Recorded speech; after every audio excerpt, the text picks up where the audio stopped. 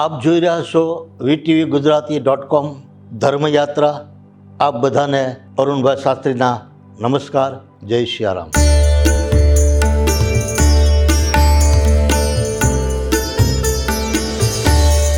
હવે આપણે જોઈએ કે રામ અને રાવણની રાશિ એક હતી.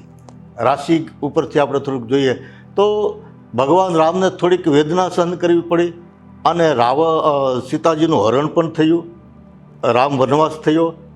આ કથા માટે આપણે પણ જરા જાણીએ તો ભગવાન રામના પત્ની અર્ધાંગની મા જાનકીજીનું રાવણે હરણ કર્યું અને હરણ કર્યા પછી એ અશોક વાટિકામાં જ મા જાનકીજીને ઉતારે છે.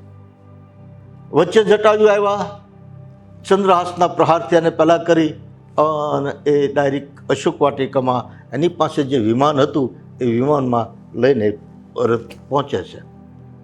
પણ આનો અર્થ એમ થાય કે તુલાએ તુલાની ચોરી કરી. ભગવાન રામની રાવણે ચોરી કરી. કુંભ ગયો ચોરાય એટલે જાનકીજીનું સીતાજીનું હરણ થયું.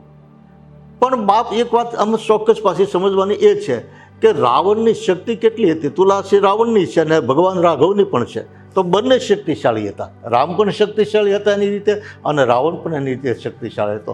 રાવણ કેટલો શક્તિશાળી હતો તો એને માટે કવિ કાગ લખે છે કે લેખ બ્રહ્મા લખે પૂછી પૂછી હુકમ દીધા પછી વાયુ વાતા મેઘ જલ વરસતા જેની આજ્ઞા થકી ઊંચ ને નીચ નવગ્રહો થતા. નવગ્રહો પણ જેના કહેવાથી ઊંચા ને નીચા થતા આવી શક્તિ રાવણની હતી.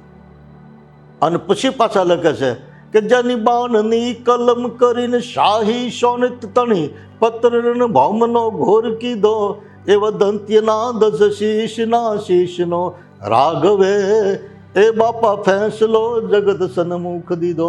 એનો ફેંસલો આખા વિશ્વને ભગવાન રાઘવે આપ્યો. પણ એ થાય કે રાવણની શક્તિ કેટલી હતી અને ભગવાન રામની શક્તિ પણ એટલી જ હતી. તાકાત પણ ફૂલ હતી કારણ કે બંનેની તુલા રાશિ અને એક કાળના તુલા રાશિમાં એમ કહેવાય છે કે પછી તુલાએ તુલાકી ચોરી કરી કુંભ ગયો ચોરાય કર્કએ સાથ દિયો તો દિયો લંક જલાય.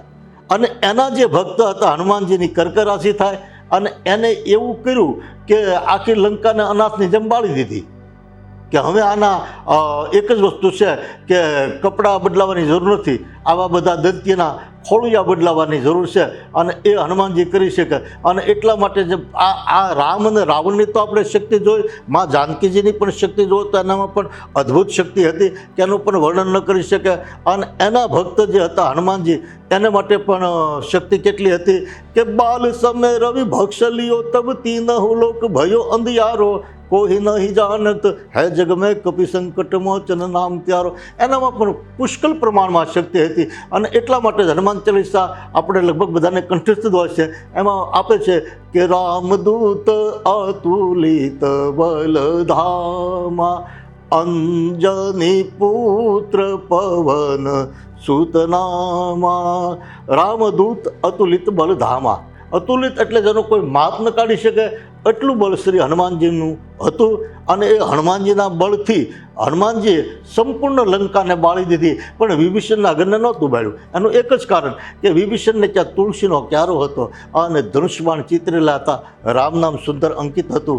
અને બાપ જો કાંઈ ન કરી શકે તો આપણા ઘરમાં તુલસીનો ક્યારો હશે અને તો પણ ખૂબ સુંદર છે.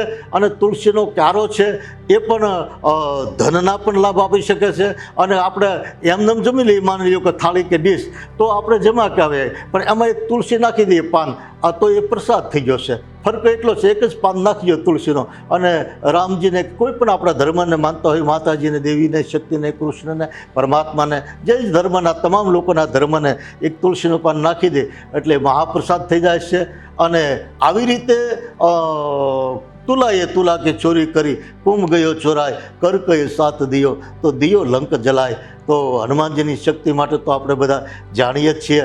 હનુમાન ચાલીસા એવા પણ સુંદર છે કે છેલ્લે એમ પણ આપણે કહેવું પડે છે કે પવન તનય સંકટ હરણ મંગલ મૂર્તિ રૂપ રામ લખન સીતા સહિત હૃદય બસો સુરગુપ.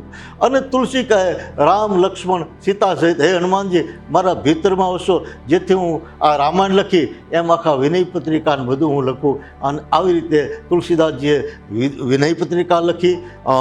એવા સારા અનેક ગ્રંથો લખ્યા છે તુલસીદાસજીએ. પણ રામકથાએ આપણા જગતને મને તમને તારવાનું કામ કર્યું છે. તો આવી રીતે આપણે જોયું કે તુલાએ તુલા કી ચોરી કરી, કુમ ગયો ચોરાય, કર કે સાથ દિયો, દિયો લંક જલાય,